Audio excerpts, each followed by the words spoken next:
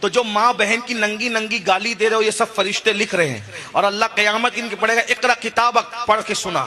تو یہ اماں بہن کی گالیاں اللہ کے سامنے پڑھ کے سنانا، پھر سنانا، ہمت ہے نا سنانا، سنا پاؤ گے؟ اور جب اپنے پیر کے سامنے ماں بہن کی گالی نہیں دیتے تو اللہ کے سامنے وہ پڑھ کے، یہ تو سب ریکارڈ ہو رہا ہے نا، لکھا جا رہا ہے. اور پھر دوستوں میں بیٹھ کے جو گندی گندی باتیں کرتے ہو ہیں، یہی نا.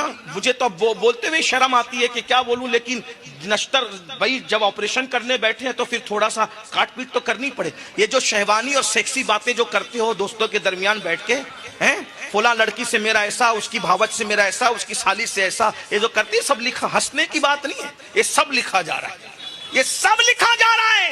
اور اگر مومن ہو، پہلے تو مومن کی بات کہی گئی نا.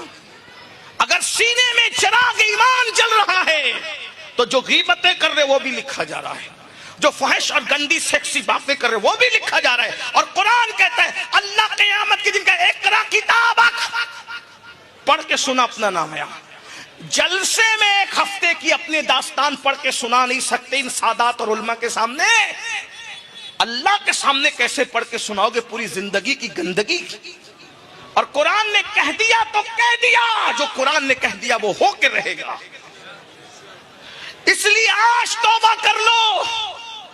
ایمان دل میں جلا ہے تو اس ایمان کا چراغ دل میں جلا ہے، چہرے پہ ظاہر ہونا چاہیے. کان محتاط رہے، آنکھوں سے کیا دیکھ رہے ہو؟ گندی گندی فلمیں سب ریکارڈ ہو رہا ہے اللہ کے یہاں.